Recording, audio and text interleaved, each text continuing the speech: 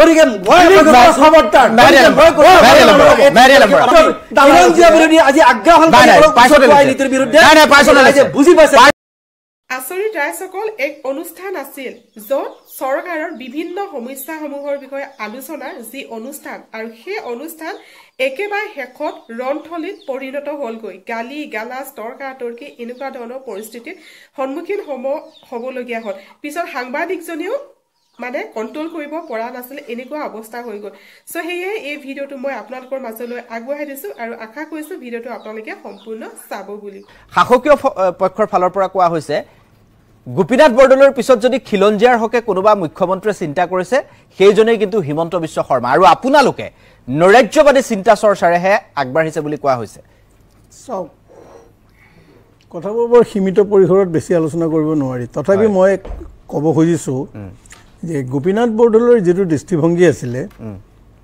গোপীনাথ বৰদলৈয়ে সেই কামখিনি অসমীয়াৰ স্বাৰ্থত কৰিছিল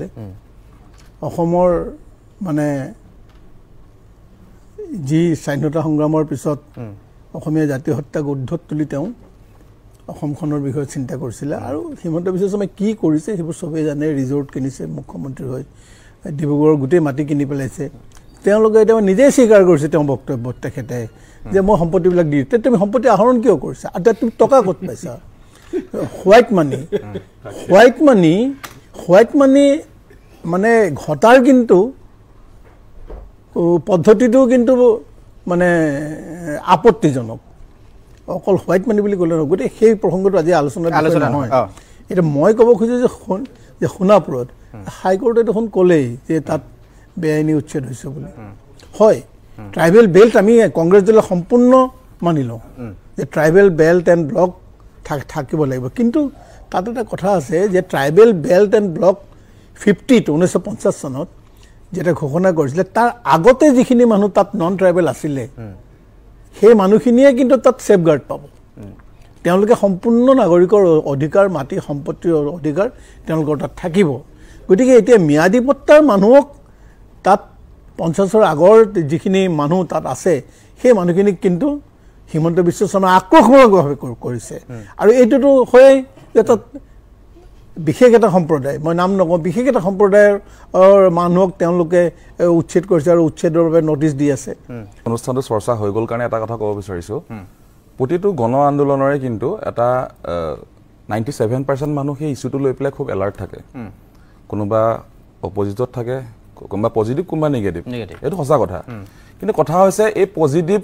কৰাৰ ক্ষেত্ৰত মানে বোমা ফুটাবৰ কাৰণেও 3% মানুহ চৰকাৰে নিয়োগ কৰে আৰু মুৰ্দাবাদ ধ্বনি দিবলৈও কিন্তু এই প্ৰতিবাদবিলাকত 3% মানুহ নিয়োগ কৰে দুইটা পক্ষই কিন্তু চৰকাৰী পক্ষই এটা সোণাপুৰত চৰকাৰী পক্ষ নিয়োগ আছিল চৰকাৰী পক্ষ দুইটা পক্ষতে নিয়োগ আছে এইভাবে কোনো বিফল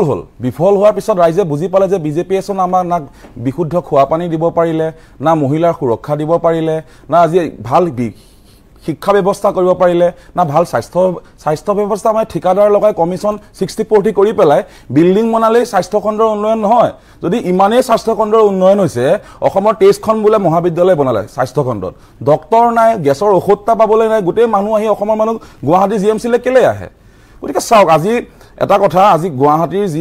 আজি জিএমচিৰ তথৈব অৱস্থা আজি আমি এটা কথা ক'ব বিচাৰো শিক্ষা স্বাস্থ্য খোৱা পানী বিজুলী এইবোৰে মূল বিষয় নহয় এই বিষয়বোৰ কাম কৰিব নোৱাৰাৰ পিছত আজি মুখ্যমন্ত্ৰী এটাই লৈছে যে হিন্দু আৰু মুছলমানৰ যিটো প্লে কাৰ্ডখন বনাই দিলে কোনো বাজেট নালাগে আৰু ধাৰ ল'বলগীয়া নালাগে যিখিনি ধাৰ ল'ব পত্নীৰ নামত ব্যৱসায় বাণিজ্য কৰি আৰামত জীৱনটো চলিব পাৰিব আৰু বিভিন্ন বহুত বিষয় আছে কিন্তু বিজেপিয়ে এইবোৰ কৰাৰ পিছতো কিন্তু বিজেপি ইলেকশ্যন নেহাৰে কিয় নেহাৰে জানেনে মানুহক মেনিপুলেট কৰা হয় মানুহক চেতন মনটোৰ পৰা ডাইভাৰ্ট কৰি অৱচেতন মনটোত হিন্দু মুছলমানৰ বীজ সোমাই পেলাই ডাইভাৰ্ট কৰা হয় আজি অসমত যিমান মুছলমান আছে বা যিমান বাংলাদেশী আছে মই কথা এটা কৈছো অমিত শাহেচোন আপোনাৰ ক'লে 70 লাখ বাংলাদেশী আছে 7 জন মান বাংলাদেশী আজি অসমৰ পৰা আজি কেন্দ্ৰত বিজেপি চৰকাৰ ৰাজ্যত বিজেপি চৰকাৰ খেদি দেখাব পাৰিলেনে তেওঁলোকৰ অকাত আছে নেকি আজি মুখ্যমন্ত্ৰীজনে প্ৰধানমন্ত্ৰীজনে আজি ইমান দিন আগতে কৈ গ'ল আজি 6 জনগোষ্ঠী কৰিম অসমত কিবা কৰিম প্ৰধানমন্ত্ৰী গৃহমন্ত্ৰীৰ কথা ভেলু নাই মুখ্যমন্ত্ৰী কি ভেলু আছে কোনো আদৰ্শবিহীন নেতা এজন কোনো দলৰ কোনো এটা ব্যৱস্থাৰ প্ৰণালীৰ মাজত চলিব নজনা মানুহ আজি ভাষা সংস্কৃতি সুৰক্ষাৰ কথা কয় মই ভাঙি পেলাই যেনেকৈ এটা উদ্যোগ বনালে কাৰো ৰাইজৰ লাভ নহয় ঠিক তেনেকৈ হাজাৰ শ মন্দিৰ মছজিদ ভাঙি ৰাম মন্দিৰ যেনেকৈ প্ৰতিষ্ঠা কৰা হ'ল খুদ অযোধ্যাতে হিন্দুৱে কিন্তু বিজেপিক প্ৰত্যাখ্যান কৰিলে গতিকে একে অৱস্থা যোৰহাটত প্ৰমাণ হৈ গ'ল উজনি প্ৰমাণ হৈ গ'ল গতিকে উজনি নামনি হিন্দু মুছলমান এইটো এটা বেপাৰ বিজেপিৰ হাৰিব খাটাং বিজেপি একো ফেক্টৰে নহয় অসমৰ মানুহৰ কাৰণে যিমান পইচা খৰচা কৰে যিমান ঘোঁৰাৰ কিনা বেচা কৰে যিমান পীযুষ হাজৰিকাক বচাবলৈ মুছলমান নেখেদক কিয় জাগিৰোডৰ পৰা বিজেপিক আৰু বচাব নোৱাৰে বাই বাই কিন্তু ভিতৰত হিন্দু ল'ৰা কিমান মৰিছে জানেনে 33শৰে মাত্ৰ 32 জন মুছলমান ল'ৰা মদ খাই মৰিছে 33শৰে বাকী গোটেইখিনি হিন্দু ল'ৰাই মৰিছে মানে এই চৰকাৰখনে মদ খুৱাই কাক মাৰি আছে মুছলমানক মাৰা নাই হিন্দুকেই মাৰি আছে গতিকে আমি কথা ক'ব বিচাৰো আজি যে বদৰুদ্দিনক গালি পাৰে আজমল কিংবা এইবিলাক চেয়াৰমান আলী এওঁলোকক গালি পাৰিলে কি হিন্দু সুৰক্ষিত হ'ব নেকি আজি বৰপেটা নগাঁও মৰিগাঁৱত যদি আজি সত্ৰ বেদখল হৈছে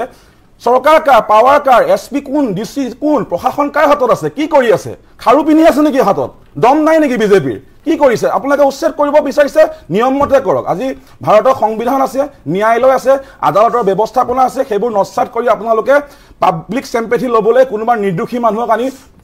থানাতে মাৰি পেলাই আপোনালোকে পুখুৰীত দলিয়াই দি পেলাই পিছত 50 লাখ টকা দিম বুলি ক'লে ন্যায় নহয় ফৰেনচিক ৰিপৰ্ট ক'ত সৰজমিন তদন্ত ক'ত এজন মানুহ দোষী হয় নে নিৰ্দোষী হয় আদালতৰ প্ৰমাণ হ'ল নেকি এইবোৰ নোহোৱা কাৰণে পাব্লিক চেম্পেথি ল'বলৈ কোনোবা এটা তফজলক আনিলে মাৰি দিলে মানুহ সন্তুষ্ট যে ন্যায় পাই গ'ল ছোৱালী জীৱত এনেকুৱা একো নহয় আজি ন্যায় ব্যৱস্থা শেষ উজনি নামনি কৰা বন্ধ কৰক বিজেপিৰ জয়নিঙে কোনো ফেক্টৰ নহয় অসমত বিজেপি বাই বাই এদিন সোণাপুৰৰ কচুতলিত যিটো ঘটনা সম্পৰ্কে বিভিন্ন প্ৰতিক্ৰিয়া ব্যক্ত কৰিছে প্ৰথম কথাটো হৈছে কি তাত এজনী ছোৱালীৰ ফটো ভাইৰেল কৰিছিল বিৰোধীৰ কেইগৰাকী মানে পিছত সকলে সোশ্যাল মিডিয়াতে খুব ভাইৰেল কৰিছিল এবোৰ পিছত সবে ডিলিট কৰিলে কাৰণ কথাটো মিছা বুলি প্ৰমাণ হৈ গ'ল গোচৰো দিছে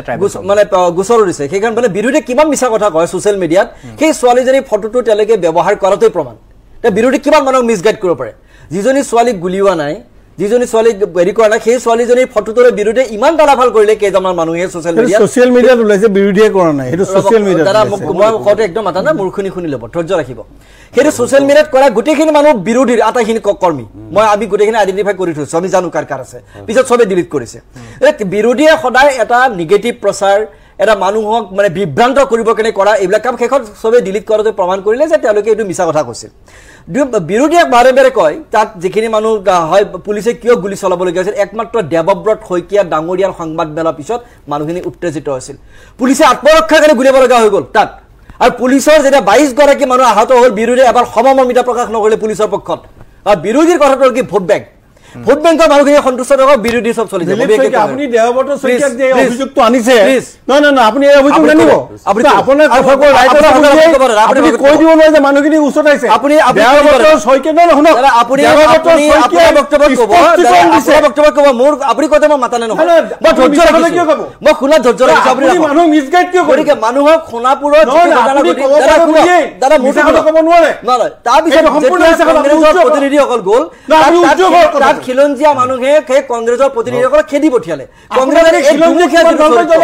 ইপিনে গোপীনাথ বৰদলৈ এটা সময়ত কৰিছিল যে ট্ৰাইবেল বেল্ট আৰু ব্লক সৃষ্টি কৰিছিল গোপীনাথ বৰদলৈ আজিৰ কংগ্ৰেছে ট্ৰাইবেল বেল্টত একাংশ আগ্ৰাসনকাৰীয়ে মাটি দখল কৰাটো আজিৰ কংগ্ৰেছে সমৰ্থন কৰে কংগ্ৰেছ হৈছে এক মিনিট কংগ্ৰেছে দুখন মুখ ঘূৰাই পকাই আপোনাৰ কথা কৈ আছে গতিকে গোপীনাথ বৰদলৈ গৈছিল সেই কামৰ বিৰুদ্ধে নীতিৰ বিৰুদ্ধে আজিৰ কংগ্ৰেছে সদায় আগ্ৰাসনকাৰী বিশেষ সম্প্ৰদায়ৰ ব্যক্তিসকলৰ পক্ষত অৱস্থান লৈ ভোট বেংকটো ক্ৰিয়েট কৰি লৈছে নাম্বাৰ 2 আৰু আপোনালোকে হিন্দুসকলৰ মূল্যবোধৰ ৰাজনীতি আজি ইয়াত মূল্যবোধৰ ৰাজনীতি কোৱা মানুহ ইয়াত বাঢ়িছে মই দেখিলো মূল্যবোধৰ ভাৰতীয় জনতা পাৰ্টিৰ নিৰ্লজ্জ পাৰ্টিৰ হাতত এটা উদাহৰণ নাই আপুনি কথা নাই খুলক আপুনি মূল্যবোধৰ ৰাজনীতি কৰে আপুনি মূল্যবোধৰ ৰাজনীতি কৰা ধৈৰ্য ৰাখক মই মূল্যবোধৰ ৰাজনীতি কৰোঁ কাৰণে মই ধৈৰ্যৰে কথা শুনিছো আপোনাৰ ধৈৰ্য ৰাখক আছে নেকি আপুনি ধৈৰ্য ৰাখক আপুনি শুনা ধৈৰ্য ৰাখক মূল্যবোধৰ ৰাজনীতি কৰা সকল জেলত থাকি আছে আজিৰ তাৰিখতো তেওঁলোকে মূল্যবোধৰ ৰাজনীতি কৰি আছে আৰু তেওঁলোকক কোটা তেওঁলোকক মুকলি কৰি দিয়া কোটা তেওঁলোকক মুকলি কৰি দিয়া নাই তেওঁলোকে আঙুলিতে চৰকাৰলৈকে যে মূল্যবোধৰ ৰাজনীতিৰ কথা মই আলোচনা নকৰোঁ ক'ত তেওঁলোকে দেখিছে তেওঁলোকে ক'ত কি কৰিছে মূল্যবোধৰ ৰাজনীতি তেওঁলোকে মূল্যবোধৰ ৰাজনীতি মূল্যবোধৰ ৰাজনীতি তেওঁলোকৰ বাংলাদেশ কৰি এটা সময় ব্ৰেইন ওয়াশ কৰি মূল্যবোধৰ ৰাজনীতি কৰিছে নৰেন্দ্ৰ মোদী ডাঙৰীয়া মূল্যবোধৰ ৰাজনীতি কৰিছে ভাৰতীয় জনতা পাৰ্টিয়ে মূল্যবোধৰ ৰাজনীতি কৰিছে কংগ্ৰেছে কৰিব পৰা নাই আজি দিল্লী আৰু কংগ্ৰেছৰ মুখা খুলি আপুনি দিলীপ শৰ্মা কলে হয় দিলীপ শৰ্মা কলে বিজেপিৰ মুখা খুলিব কিন্তু আপুনি ধৈৰ্য ৰাখক মোৰ কথা কলে হয় আপুনি শব্দ মত পৃথিৱীত ধৈৰ্য ব্ৰহ্মা বিষ্ণু কথাটো হৈছে যে এই অকল মূল্যবোধৰ ৰাজনীতি এই অকল খিলঞ্জীয়াৰ যিসকল বিৰোধী ব্যক্তি কংগ্ৰেছ এই সকল আচৰণ অসমৰ ৰাইজে আজি তাৰিখত বুজি পায় কংগ্ৰেছ আছে চূড়ান্ত খিলঞ্জীয়া সাংবিধানিকভাৱে কংগ্ৰেছৰ সংবিধান প্ৰদত্ত খিলঞ্জীয়া মানুহ অস্তিত্ব নোহোৱা হৈ গ'ল কংগ্ৰেছ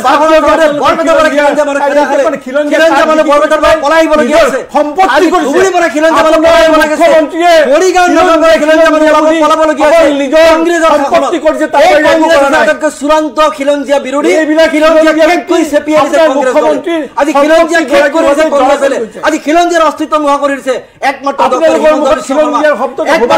হিমন্ত বিশ্ব শৰ্মাই খিলঞ্জীয়াক ৰক্ষাৰ কাৰণে আপ্ৰাণ যুঁজিবলগীয়া আছে আজি 6 নং দফা ৰূপায়ণ কৰিবৰ কাৰণে আগবাঢ়িছে হিমন্ত বিশ্ব শৰ্মা কংগ্ৰেছৰ সৰকাৰ 20 বছৰ আছিল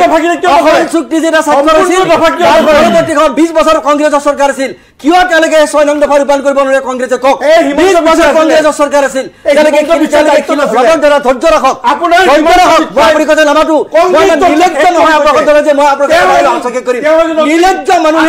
নিৰ্লজ্জ মানুহে যি সভ্যতাৰ পোহৰ চিনি পোৱা নাই সেইকাৰণে বেলেগক কথা কথা সদায় হস্তক্ষেপ কৰে মই এইটো কাম কেতিয়াও নকৰো কাৰণ মোৰ সেই সভ্যতা আছে শুনো বা চবৰে কথা শুনি আপোনাৰ উত্তৰ আপোনাৰ সময় দিব ইমান নিজকে আপুনি উদাহৰণ এৰি খুৱাব আপুনি এজন জ্যেষ্ঠ ব্যক্তি আমি সন্মান কৰো আমি শ্ৰদ্ধা কৰো দাদা বুলি মাতো আপুনি এনেকুৱা নিজক উদাহৰণ এৰি খুৱাব এই বয়সত আপুনি নিজক উদাহৰণ এৰি